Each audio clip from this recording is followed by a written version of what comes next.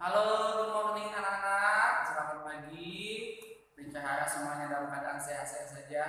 Hari ini kita akan melanjutkan pembelajaran kita. Kalian bisa lihat di buku kalian pembelajaran 5 dan pembelajaran 6. Sudah teacher guys bawahi dulu pentingnya. Ya, pembahasan yang akan kita bahas ada dua mata pelajaran. Yang pertama adalah bahasa Indonesia, PPKN, dan yang terakhir adalah matematika. Ya, kemarin sudah teacher jelaskan bahasa Indonesia bermacam-macam benda yang ada di sekitar kita. Ya, ada benda yang terbuat dari kayu, kemarin sudah teacher jelaskan berbagai macam contohnya.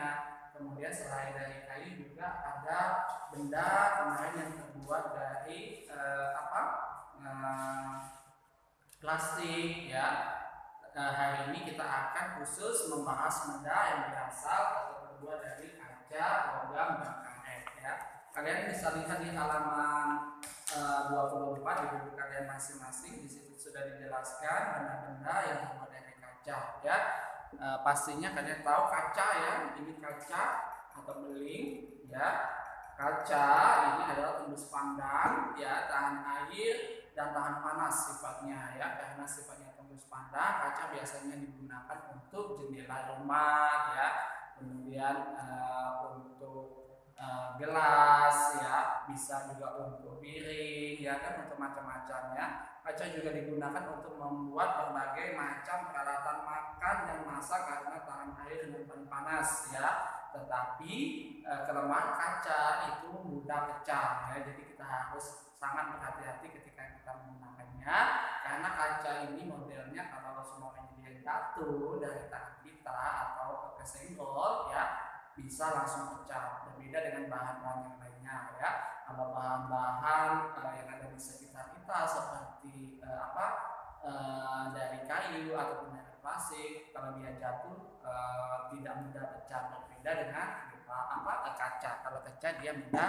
pecah. Ya, selanjutnya kita akan jelaskan bahan-bahan dari logam. Ya, jadi di sini logam itu banyak bentuk atau jenisnya: besi, baja, emas, perak, dan aluminium. Itu merupakan jenis logam.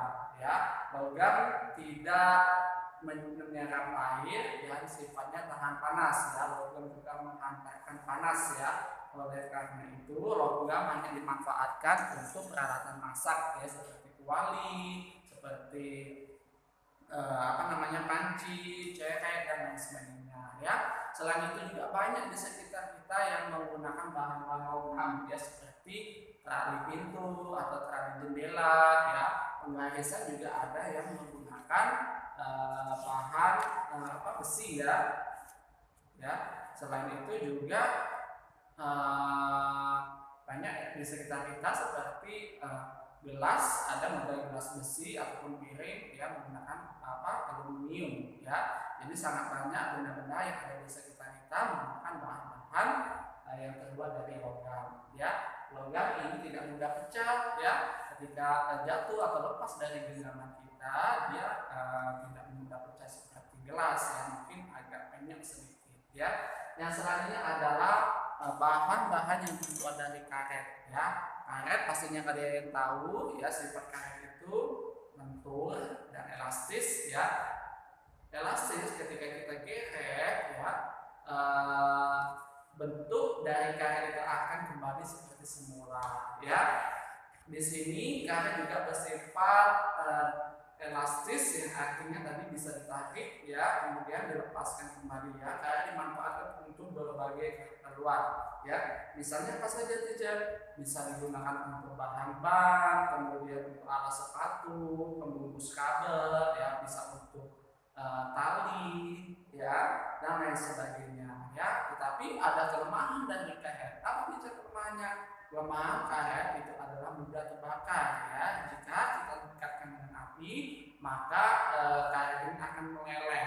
Ya, jadi kita harus menjauhkan barang-barang yang terbuat dari karet dari benda-benda yang panas atau benda-benda api. Ya, karet sama halnya seperti barang-barang yang terbuat dari plastik. Ya, karet dan plastik sama-sama tidak tahan api. Ya, jadi kita harus jauhkan dari api. Ya, karet karena sifatnya tidak sifatnya tidak tahan api atau tidak tahan panas, maka kita harus meminimalisir penggunaannya ya, gunakan secara bijak ya. Jadi ketika kalian menggunakan barang-barang yang ada di sekitar kalian ya, kalian harus tahu dulu sifat-sifat dari bahan yang kalian pakai ya. Kalau semuanya kalian ingin minum air ya, lebih baik kalian air panas, lebih baik kalian menggunakan bahan-bahan yang tahan akan panas tersebut. Jangan gunakan bahan yang terbuat dari plastik ataupun dari karet ya. Gunakan bahan seperti kain gelas ataupun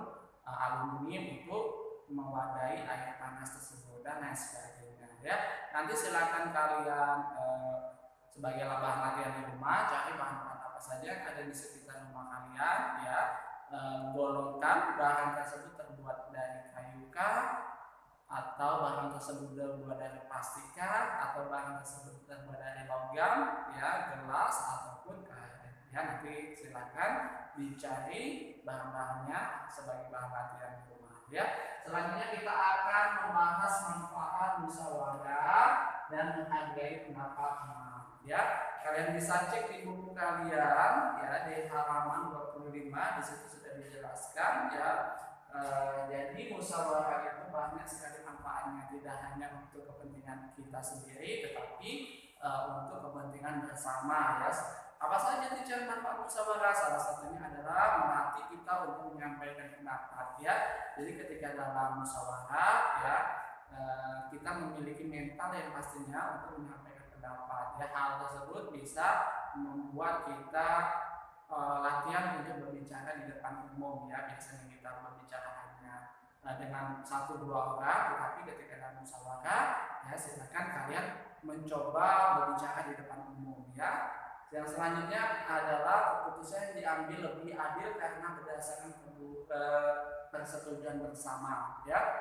Jadi biasanya keputusan yang diambil dalam sebuah musyawarah itu ya, diambil berdasarkan suara yang terbanyak ya, tidak dari suara yang sedikit ya.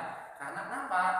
Keputusan tersebut itu menyangkut hajat hidup orang banyak. Jadi keputusan tersebut tidak berdasarkan kepentingan semata atau kepentingan individu, tetapi untuk kepentingan semua golongan ya. Selanjutnya masalah yang kita hadapi akan lebih cepat selesai. Karena kenapa? Karena di dalam musyawarah tersebut, saking banyaknya manusia yang ada dalam musyawarah tersebut, pastinya sudah banyak ide-ide yang mereka miliki ya. Di samping itu ya, masalah-masalah yang ada atau yang dihadapi oleh beberapa kelompok anggota musyawarah bisa terselesaikan karena kenapa? Karena banyaknya ide atau masukan-masukan untuk menghadapi masalah tersebut ya. Selanjutnya adalah mempererat persaudaraan ya. Jadi musyawarah itu juga bisa mempererat persaudaraan ya, yang biasanya pernah kumpul ya, bisa kumpul dalam suatu organisasi atau suatu musyawarah tersebut ya, bisa saling tegur sapa ya, bisa saling tukar pendapat dan lain sebagainya ya. Yang selanjutnya adalah melatih kita menghargai perbedaan pendapat ya. Di dalam musyawarah sangat banyak orang ya. Jadi antara satu dengan yang lainnya sudah pasti memiliki pendapat-pendapat atau ide-ide yang berbeda ya. Ketika ada beberapa orang yang mengeluarkan pendapat yang berbeda dengan kita wajib untuk menghargainya ya. Karena apa? Karena setiap ide atau setiap pendapat itu pasti sifatnya baik untuk diri kita ataupun untuk orang lain. Kalau semua idenya nggak sependapat dengan kita, gimana bisa? Kita wajib menghargainya ya. Untuk masalah pendapat itu bisa diterima atau tidak ya, nanti bisa kita putuskan bersama, kita bisa diskusikan ya, yang mana pendapat yang paling bagus untuk kepentingan bersama itu yang akan kita patuhi ya, akan kita laksanakan ya. Jangan mentang-mentang nanti pendapat kita tidak diterima ya, tidak diaplikasikan, kita marah, nggak boleh ya. Karena kenapa? Pendapat yang kita sampaikan ya belum tentu baik untuk semuanya ya, bisa jadi hanya baik untuk diri kita sendiri ya. Jadi biasanya keputusan yang diambil oleh sang pemimpin musyawarah itu biasanya keputusan berdasarkan kesepakatan kegiatan bersama. Ya, yang selanjutnya adalah menghargai pendapat teman. Ya, tadi sudah kita jelaskan, ya, menghargai pendapat teman. Ya, sekarang kita lanjutkan ke pembahasan kita yaitu matematika. Ya, matematika pembahasan yang kita bahas adalah konversi antara sentimeter ke meter dan sebaliknya. Ya, dan sebaliknya artinya dari sentimeter ke meter atau dari meter ke sentimeter. Perlu kalian ingat ya, dalam 1 cm itu ada 1 cm, 1 cm ada 10 mm, dan 1 meter ada 1000 mm.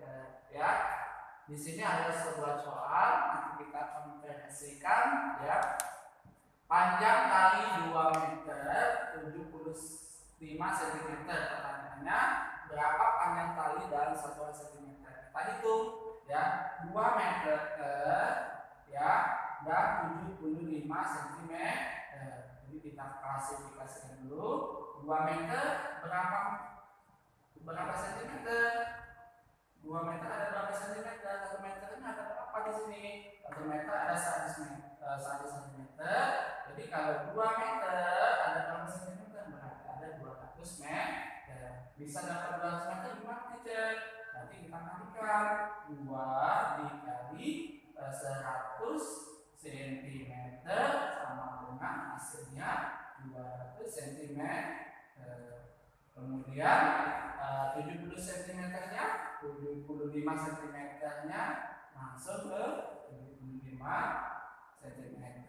Jadi kita gunakan ya cm 0 tambah 5 7 0 tambah 7 buat turunkan.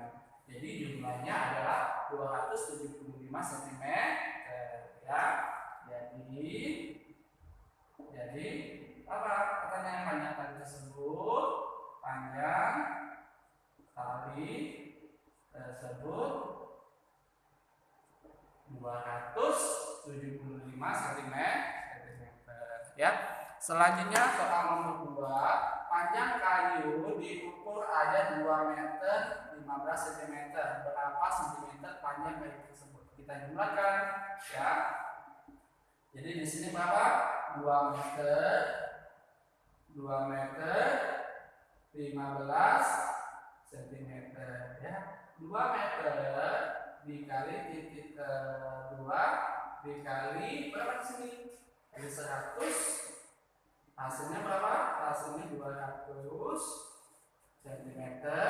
Kemudian 15 cm dijadikan langsung menjadi 15 cm. Kita jumlahkan 215 cm. Jadi tanyanya apa di situ? Panjang kayu tersebut, panjang kayu adalah 215 cm.